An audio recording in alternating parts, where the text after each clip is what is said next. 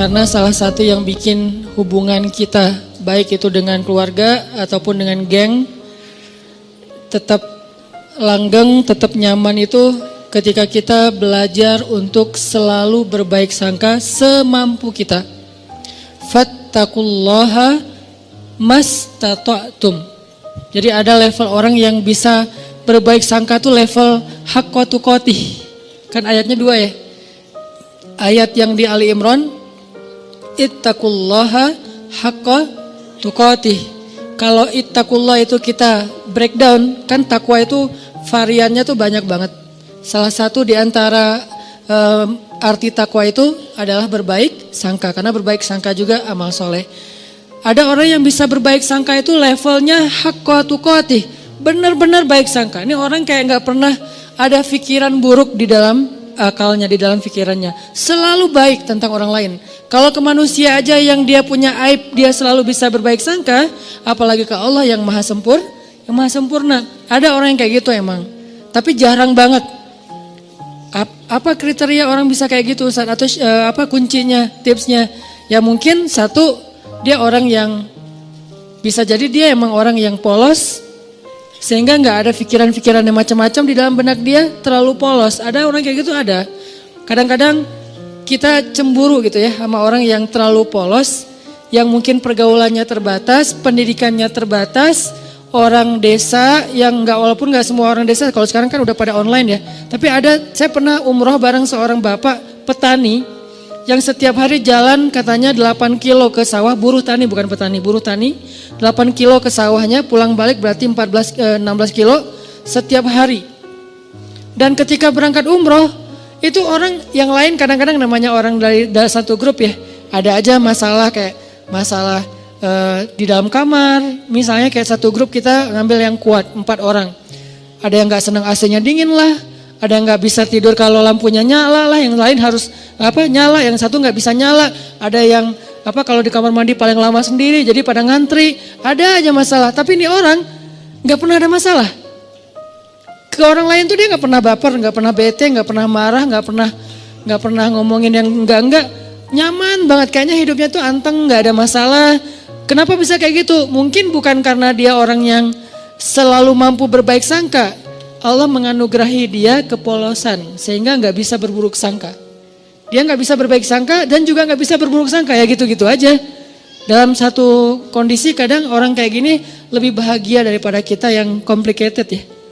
Satu sisi kita kalau berbaik sangka itu luar biasa, tapi sisi lain kalau udah was-wasa berburuk sangka juga bisa rumit banget. Tapi ada orang yang biasa-biasa aja. Sehingga pas lagi umroh tuh saya ngelihat bapak ini kayaknya di antara satu jemaah umroh termasuk saya, dia nih yang paling mabrur ibadahnya. Kenapa? Jangan lihat mabrurnya ibadah itu atau solehnya seseorang itu dari yang tadi sunnah doang. Kadang-kadang ada orang yang ibadahnya tuh bagus banget malam hari tapi siangnya habis. Makanya Nabi nyebutnya dengan istilah apa? Muflis, orang yang bangkrut. Bukan orang miskin, orang bangkrut. Karena kalau orang miskin gak mungkin bangkrut kan? Apa yang mau dibangkrutin karena nggak ada yang lebih misalnya kan. Orang bangkrut itu orang kaya tapi jatuh miskin, itu namanya orang bangkrut. Muflis bahasa hadisnya. Siapa orang yang bangkrut kata Nabi? Kata sahabat, orang yang kehilangan uangnya ya Rasul, orang yang kehilangan ontanya ya Rasul, orang yang kehilangan hartanya ya Rasul. Kata Nabi bukan itu, ada yang lebih parah. Siapa? Orang yang kehilangan pahalanya. Dia datang di hari akhirat Dia datang di hari akhirat masuk dalam komunitas. Nanti di Padang Mahsyar kan banyak komunitas tuh. Ada komunitas ahli tahajud, ada komunitas ahli sedekah, ada komunitas ahli sholat berjamaah, ada komunitas menjaga pandangan, ada komunitas yang jomblo fisabilillah. Dia wafat dalam keadaan sendiri tapi nggak pernah berbuat dosa-dosa yang kayak gitu-gituan. Artinya kan jomblo fisabilillah banget ya. Makanya sampai ada hadis 7 komunitas yang di Padang Mahsyar dapat treatment Allah, yaitu naungan kan. Satu komunitas yang isinya semuanya pemimpin yang adil. Presiden dari zaman Khulafaur Rasyidin sampai nanti munculnya Dajjal, tapi semuanya orang-orang adil nih. Ada yang kenal dan kita kenal namanya, ada yang kita nggak kenal namanya bahkan ceritanya. Tapi ada di antara manusia. Mulai dari level tertinggi yaitu pemimpin negara sampai level terendah yaitu pemimpin keluarga. Ini nih ada komunitasnya. Nanti ada komunitas anak muda yang keren-keren. Keren maksudnya apa Ustadz? Taat tapi asik. Dia masih muda, asik dengan kehidupannya, cuman gak pernah melanggar syariat. Dia rajin ibadah, dia jujur, dia banyak berbuat baik ke orang lain. Komunitas anak-anak muda. Salah satu yang terkenal di antara mereka legend banget siapa? Ashabul Kahfi. Yang lain nanti pemimpin-pemimpin mereka yang barisan paling depan ada Nabi Yahya, Nabi Isa, Yusuf, apalagi kalau di golongan sahabat Hasan, Husain. Ini nih anak-anak muda yang keren-keren nih. Mereka punya komunitas. Nah nanti ada juga komunitas yang ahli ibadah. Cuman ketika dihisap oleh Allah mereka jalan berkomunitas karena mereka digolongkan sesuai dengan amal yang dominan. Yasdurun nasu ashtatan. Manusia yasdur akan dikelompokkan ashtatan berkelompok-kelompok sesuai dengan liyuro a'malahum, sesuai dengan amalnya. Jadi kalau datang ahli Quran itu ketahuan, wah hebat ya mereka ahli Quran gitu. Ketahuan dari mana? Mereka akan diberikan kendaraan cahaya. Kemudian dijemput langsung dari tempat mereka dibangkitkan, dari kuburnya dijemput oleh malaikat. Kemudian mereka akan dikawal oleh malaikat yang juga ahli Quran. Siapa malaikat itu? Malaikat Safaroh. Safaroh itu safir. Safir itu artinya brand ambassador, duta. Malaikat-malaikat duta. Wah hebat ya, jadi kayak selebriti di padang mahsyar lewat kelompok selebriti Al-Quran. Ada yang kayak gitu, tapi ini belum dihisap nih, masih berkelompok-kelompok. Begitu masuk hisap, berubah lagi nih. Dari satu komunitas itu misalnya Ahlul Quran, yang penghafal Quran, penghafal hadis, ahli ilmu, ternyata cuma setengahnya yang lulus masuk surga. Setengahnya lagi ketahan, kenapa? Bangkrut. Kenapa bangkrut? Mungkin dia ahli Quran, tapi dia juga suka berburuk sangka dan membicarakan aib orang lain. Mungkin dia ahli tahajud, tapi dia siangnya membicarakan aib orang lain. Ini nih yang bahaya nih. Jadi balik lagi, saya kayak ngerasa iri gitu ke bapak tadi yang orangnya tuh lempeng ibadahnya, mungkin nggak kayak yang lain yang sehari tahu sampai 5 kali. Dia paling sehari sekali, itu juga kalau ada yang ngajak, kalau nggak di kamar aja sendiri gitu kan ya. Karena udah selesai ibadah umroh, ya udah di kamar. Kenapa dia gak ke masjid? Apa kurang soleh? Bukan, gak tahu jalan. Dia sekamar itu berlima, aslinya berempat tapi ditambah jadi berlima dan dia gak komplain. Yang 4 ini komplain, dia gak komplain. Padahal yang 3-nya komplain, dia gak. Kenapa? Karena dia, ya gak apa-apa. Terus di antara berlima ini kan ada extra bed ya. Karena kamarnya kamar quad dengan bed yang single bed. Terus karena ditambah satu lagi, soalnya udah ganjil, extra bed, dia tidur di extra bed.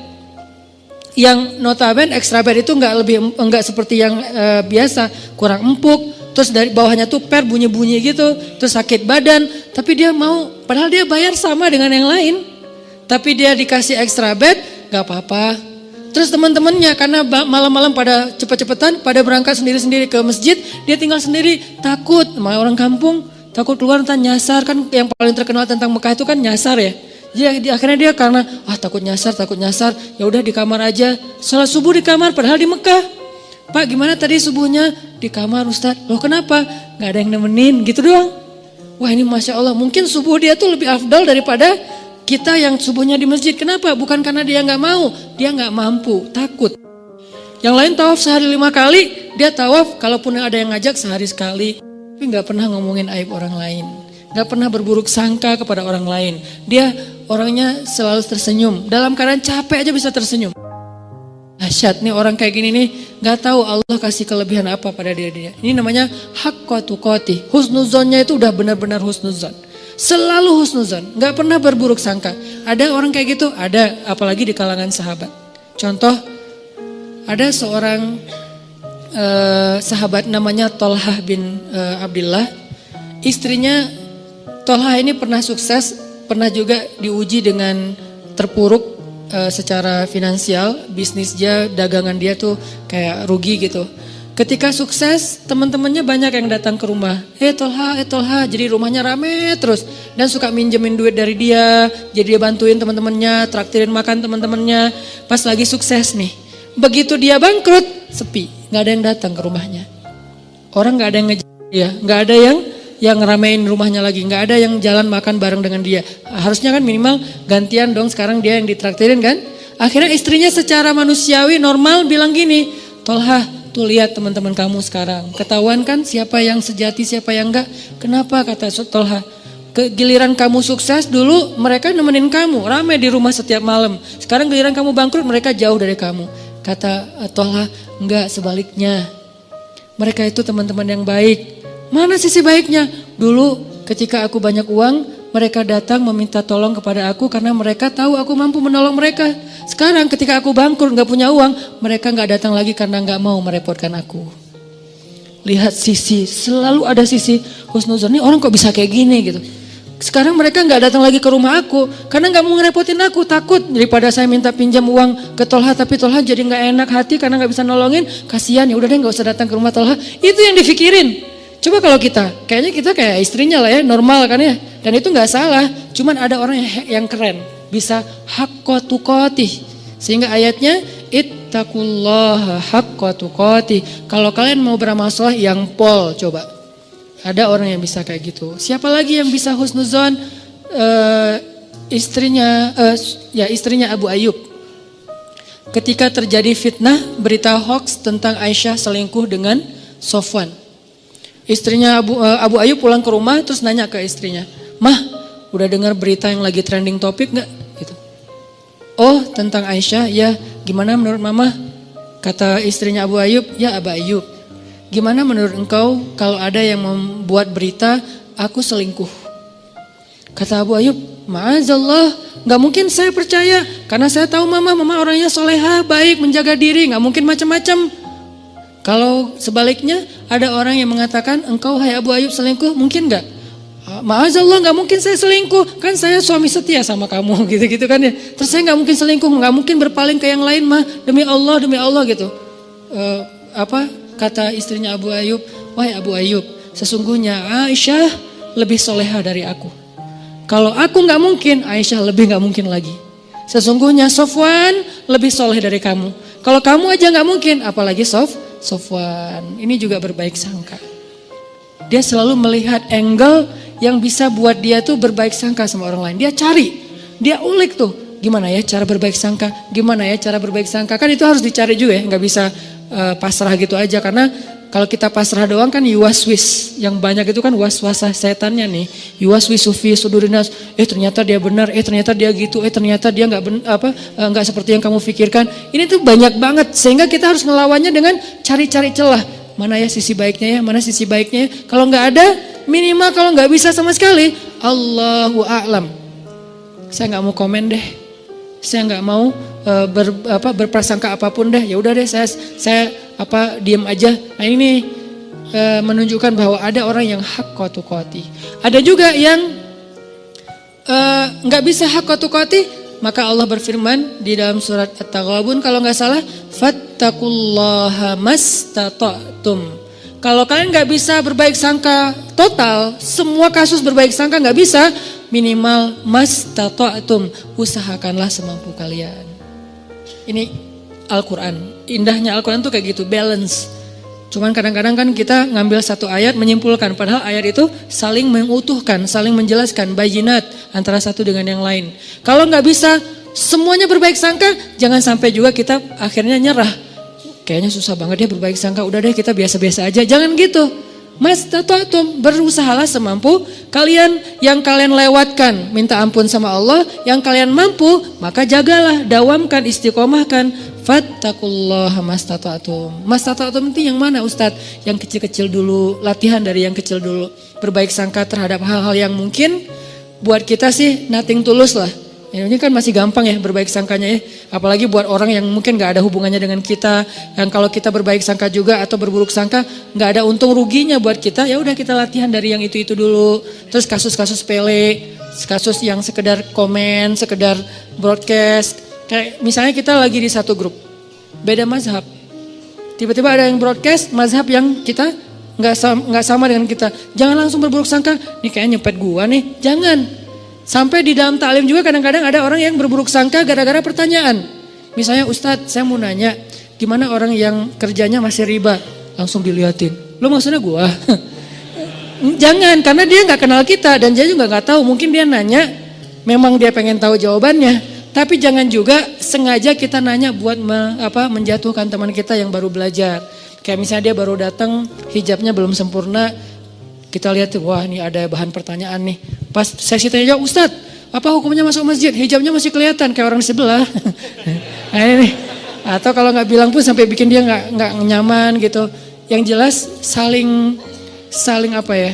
Yang satu menjaga lisan, menjaga sikap, yang satu lagi menjaga pikiran dan perasaan. Ini kalau bisa kayak gini semampu kita ya. Karena buat saya juga mungkin saya pastinya belum haqqa tuqatih. Jangankan keluar, ke rumah aja, ke keluarga aja belum bisa haqqa tuqatih. Tapi baru mastata'tum, masih ikhtiar, masih proses, masih belajar. Dan saya juga belajar. Jangan berpikir, oh Ustaz udah sempurna banget ya, hebat ya. Enggak sama sekali. Yang sempurna di antara manusia cuman Rasulullah SAW. Sisanya lebih. Kemudian kurang dikit, makin kesini tuh makin lemah nih. Sahabat idealnya udah di atas rata-rata. Tabiin di bawah sahabat sedikit tapi di atas kita. Tabiin di bawah tabiin tapi di atas kita. Makin kesini tuh makin ya tahu dirilah. Artinya kita bukan siapa-siapa. Lagian orang bertakwa itu bukan berarti nggak pernah berbuat dosa. Ini juga satu celah untuk berbaik sangka teman-teman. Ketika teman-teman punya teman baru atau teman yang udah baru hijrah atau yang udah soleh, jangan mengkultuskan dia harus benar segala hal. Ini bahaya nih. Kalau kita menganggap orang soleh ahli ibadah itu nggak boleh salah, kita akan kecewa dengan semua orang. Kenapa? Gak ada orang kayak gitu setelah Rasulullah SAW wafat. Gak ada orang yang gak pernah buat salah. Toh Nabi aja yang sempurna kadang berbuat keliru walaupun bukan salah. Nabi gak pernah berbuat dosa, Nabi tidak berbuat kesalahan, maksum, tapi keliru, ya. Bahkan beberapa kali Nabi ditegur di Al-Quran oleh Allah. Banyak ayat, termasuk Nabi lupa bilang insya Allah, sampai akhirnya ditegur. Termasuk Nabi misalnya mengharamkan apa yang Allah halalkan demi nyenengin istrinya. Termasuk Nabi sikapnya bermasa muka dan berpaling. Termasuk Nabi salah fatwa memutuskan masalah tawanan perang. Banyak di Al-Quran itu teguran kepada Nabi. Kenapa? Karena Nabi juga manusia. Cuman beda sama kita, kalau kita salahnya kadang-kadang sengaja, kalau Nabi tidak sengaja. Dan salahnya Nabi itu bukan salah dalam bahasa fikih, keliru. Kalau salah enggak, kalau keliru ya. Keliru dalam sholat pernah, yang harusnya 4 rakaat jadi 2 rakaat, kenapa? Lupa. Nabi tapi kok enggak khusyuk? Bukan enggak khusyuk, Allah bikin kayak gitu biar Nabi itu jadi teladan buat kita yang pelupa. Sholat, udah berapa rakaat nih? Kan lupa kan? Ya udah deh, kayaknya udah selesai deh. Assalamualaikum. Nah ada teladannya dari Nabi. Kalau kita lupa, ambil yang paling kecil angkanya. Jangan ambil angka yang paling besar, keenakan. Baru juga serakaat, kayaknya udah 4 deh. Assalamualaikum. Setiap hari aja sholat serakaat karena pelupa gitu. Nabi pernah lupa 2 rakaat, terus gak perlu diulang 4 rakaat, itu memberatkan. Misalnya sholat zuhur, pas tahiyat awal, udah gitu, ini yang kedua atau yang pertama ya? Kayaknya kedua deh. Assalamualaikum. Di belakang bilang, Mas lagi sholat sunnah? Enggak, zuhur 2 rakaat. Oh ya, langsung sholat lagi 2 rakaat. Tidak perlu diulang. Ya, kok dikasih tahu sih, biarin aja kali. Jangan, biarin. Akhirnya kita nambah 2, kan gak repot ya kalau nambah 2 rakaat ditutup dengan sujud sahwi. Kecuali kita udah kemana-mana, makan-makan dulu, cari kayak batagor apa segala macam. Lo tadi perhatiin gue sholat nggak? Iya. Kenapa? 2 apa 4? 2 sih kayaknya. Oh 2 beneran 2 ya. Udah 2 lagi deh. Enggak, itu mah udah batal, udah jauh ya. Tapi kalau masih duduk, tapi kan udah ngomong Ustaz. Ngomongnya kan yang perlu aja, cuman masalah bab sholat, bukan ngerumpi. Udah ngobrol kemana-mana masalah politik segala macam. Kayaknya tadi kita bener nggak sih sholatnya? Udah lama kali, itu ulang lagi dari awal. Nabi pernah kayak gitu? Pernah. Tapi itu bukan salah, keliru. Dalam bahasa fikih itu namanya khata', bukan batil. Nabi tidak pernah berbuat batil. Tapi kalau yukhti atau khata' pernah, cuman gak sengaja. Artinya ya semampu kita aja lah, berbaik sangka sama orang, berbaik sangka sama pasangan, berbaik sangka sama keluarga, apalagi orang tua. Gimana caranya Ustadz biar bisa berbaik sangka? Satu, tadi cari celah. Kalau kata ulama, iltamis li akhika alfa uzrin. Carilah untuk saudaramu 1000 alasan. Cari 1000 alasan. Arti 1000 alasan di sini, jangan buru-buru menyimpulkan.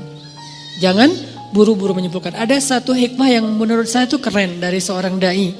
Beliau bilang gini, kalau kalian dapat WA, teks apapun bentuknya, kalau kalian dapat teks, dikirimin teks sama orang yang kalian gak nyaman, jangan langsung dibales. Terus tunggu dulu beberapa lama. Mungkin besok dibalasnya. Kalau kita nggak nyaman ya, kalau yang kita nyaman balas aja langsung, kasihan dia nungguin. Kalau nggak nyaman kayak dia misalnya ngomong yang nggak pantas atau salah ngomong atau mengkritik atau apalah, jangan langsung dibalas. Kenapa? Tunggu sampai besok. Kalau kita tunggu sampai besok, kita akan dapati diri kita besok membalasnya lebih bijak daripada semalam. Kenapa begitu? Kata beliau dalam sebuah perumpamaan, kalau kalian mendapatkan makanan yang panas, jangan langsung dimakan. Tunggu sampai dia agak sedikit hangat atau lebih dingin, baru kalian makan, itu akan sehat. Kalau panas-panas dimakan, itu hanya akan menyakitkan diri kalian sendiri. Begitu juga ucapan. Dapat teks, jangan langsung dibalas, masih panas. Nanti sama-sama kebakar nih. Tunggu sampai dia dingin. Kita dingin, dia dingin, di sana udah ngirim teks kan semalaman, nungguin akhirnya dingin ya. Gak tahu juga, mungkin lebih panas kali ya. Nah, kita membalasnya dalam keadaan dingin, sejuk, enak tuh. Kayak air dikasih teh panas, tunggu sampai jadi teh hangat. Baru kita minum, tapi kalau panas-panas diminum, yang pertama kita celaka, yang kedua juga orang lain celaka. Kenapa? Kita celaka karena kepanasan, orang lain celaka karena kita salah-salahin. Ini siapa sih yang bikin teh panas-panas amat, dan seterusnya dan seterusnya. Begitu juga dengan ucapan. Ini cara berbaik sangka nih. Caranya jangan langsung disimpulkan, jangan langsung dijudge, tunggu aja dulu. Siapa tahu setelah kita tunggu ternyata secara natural terjelaskan dengan sendirinya. Muncul tabayun yang tidak kita sengaja, bukan kita cari, bukan. Tiba-tiba muncul kayak tabayun, penjelasan dari sana sini. Akhirnya kita nggak sempat menyimpulkan yang negatif kan? Alhamdulillah selamat gitu. Ustadz, kadang-kadang buruk sangka itu bukan disengaja, muncul aja. Makanya gak mungkin lah kita sengaja pengen berburuk sangka sama orang lain. Itu was-wasa dari setan. Kok salah setan sih Ustadz? Ya emang salah setan. Kenapa kok salah setan? Ya setan, memang untuk disalahin gitu kan. Makanya Nabi Yusha ketika lupa dengan ikannya yang berenang, apa kata beliau? Wa ma ansanihu illa syaitanu an adzkurah.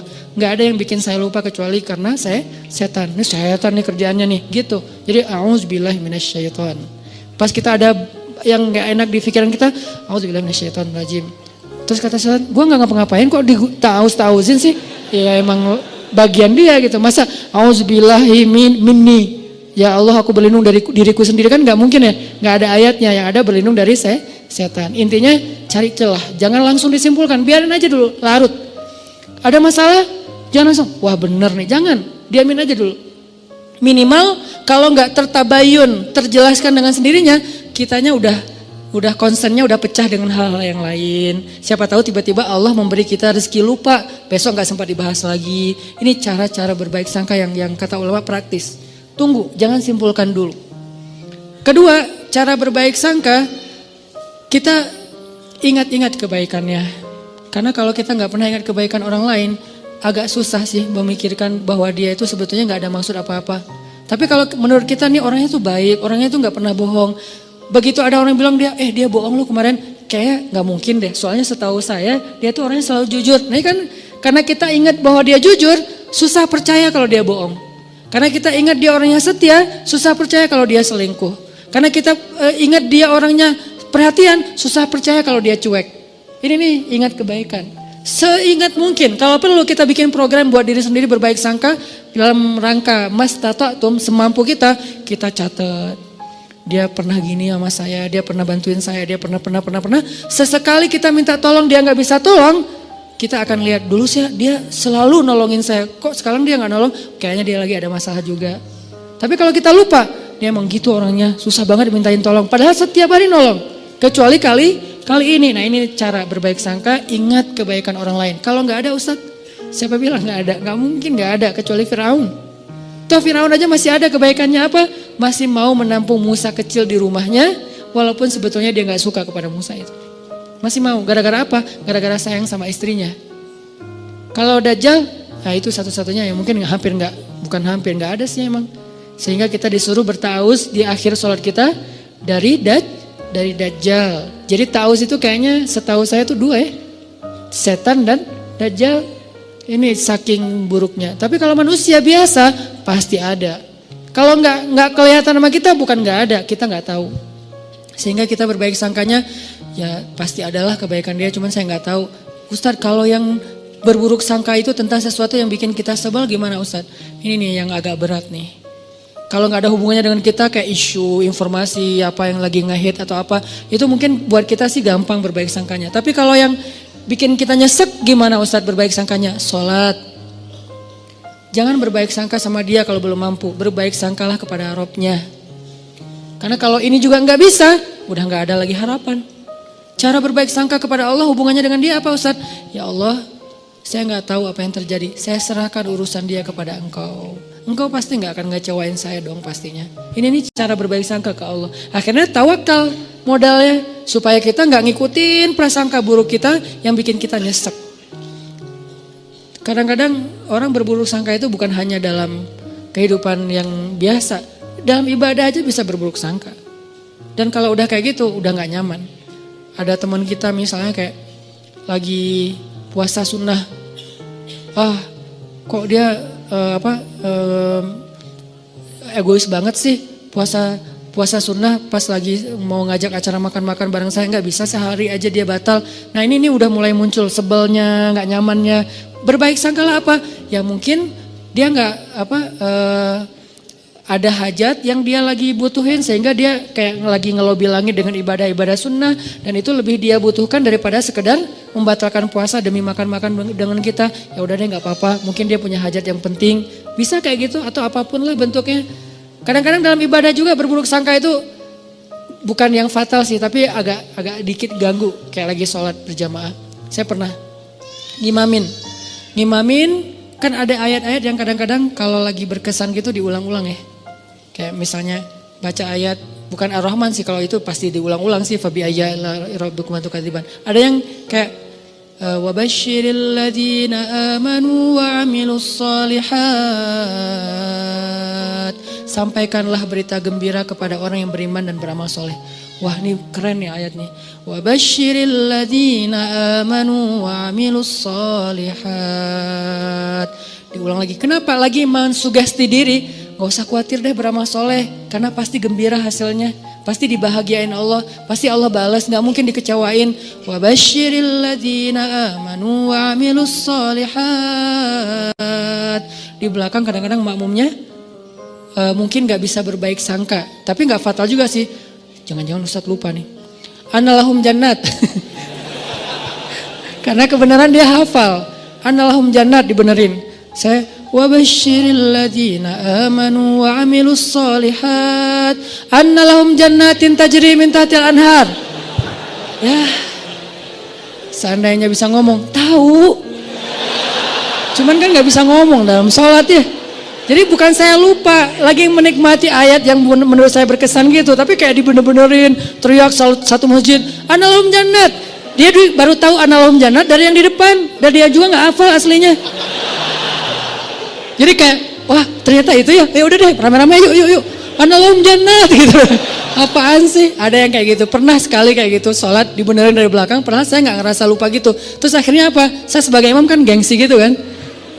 Pas annalahum jannat, annalahum dilebay-lebayin iramanya gitu biar yang pengen ngasih tahu kode gitu. Gue hafal, cuman lagi kayak khusyuk gitu sih. Intinya adalah berburuk sangka itu emang gak nyaman. Dalam ibadah aja gak nyaman. Padahal itu bukan hal yang fatal kan. Mungkin justru makmumnya kayak kasihan ya ustadznya ya. Udah 5 kali ngulang gak lewat-lewat. Udah deh kita benerin. Kalau berbaik sangkanya imam ya kepada umum. Kalian baik banget sih dibenerin. Padahal saya gak salah loh. Kasihan deh lo gitu. Jadi artinya ya berbaik sangka semampu kita. Terus ada yang ketiga. Gimana caranya biar gak terjadi berburuk sangka. Kita nih sebagai orang yang kadang-kadang suka bikin masalah, suka bikin syubhat istilahnya. Apa itu syubhat? Sesuatu yang berpotensi salah faham. Itu namanya syubhat. Sesuatu perkataan, perbuatan, posting kalau dalam bahasa sosmed itu yang berpotensi orang salah faham. Nah, kitanya yang harus tabayun segera sebelum terjadi kesalahfahaman. Contoh, saya posting main air di laut pakai celana pendek. Kan berpotensi orang salah paham ya. Wah Ustadz kok celana pendek gitu kan. Akhirnya di caption not itu pakai knee band. Saya menutup lutut pakai kayak ikat lutut gitu. Jadi tetap ketutup. Ini pakai knee band loh ya, ditutup di pakai yang agak kayak ketat gitu. Cuman warnanya warna kulit. Kenapa tuh harus pakai celana pendek?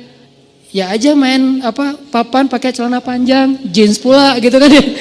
Kan jadi bid'ah gitu kan.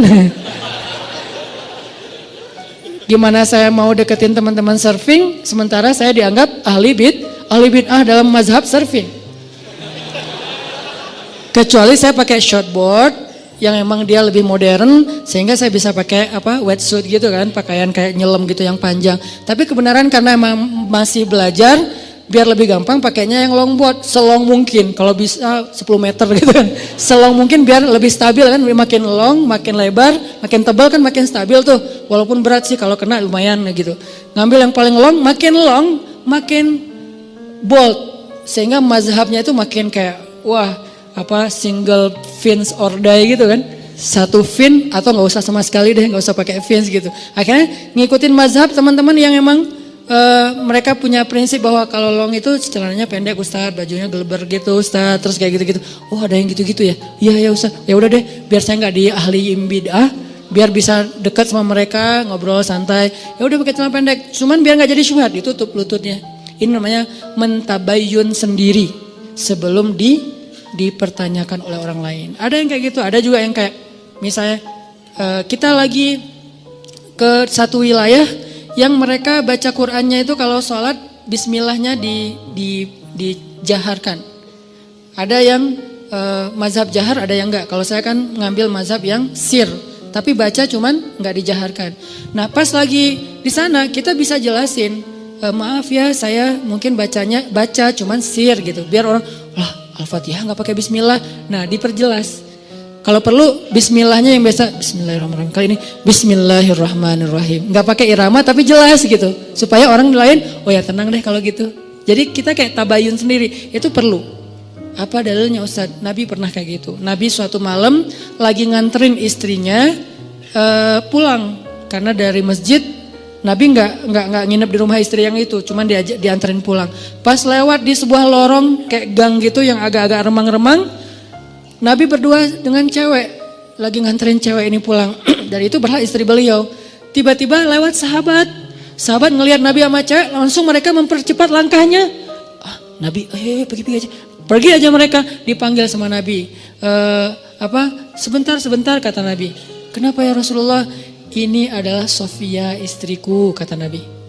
Ini adalah Sofia istriku, kata sahabat. Ya Rasulullah, gak mungkin kami berburuk sangka kepadamu. Kata Nabi apa? Inna syaitan yajri majrad dam. Setan itu mengalir di dalam aliran darah kalian. Maksudnya apa? Dia tahu banget yang kalian rasain. Mungkin sekarang kalian gak akan ada apa-apa. Nabi sama cewek, pergi aja gak usah dipikirin. Udah disimpan. Besok ada yang ngomongin atau ngelihat sekali lagi. Bener ya kayaknya semalam yang kita lihat. Nah jadi gitu tuh. Daripada jadi omongan, maka Nabi langsung tabayun. Sebentar. Ini Sofia istriku, kata Nabi. Oh iya, berarti udah gak ada fitnah. Ini namanya tabayun langsung. Kadang kita sebagai objeknya yang harus aktif. Kalau kita lihat sikap kita, postingan kita, ucapan kita, teks kita, caption kita tuh bisa mengundang salah paham orang yang membaca. Dan itu kan banyak. Tulisan-tulisan yang kalau orang baca salah paham. Kenapa salah paham? Karena mungkin memang tulisannya agak-agak multi tafsir. Maka butuh kayak footnote-nya, butuh penjelasannya, butuh apanya. Itu namanya tabayun. Jangan tunggu orangnya, jangan suuzon dong, tabayun dulu. Kalau emang yang kita lakukan emang akan muncul potensi salah paham, kita aja yang langsung tabayun.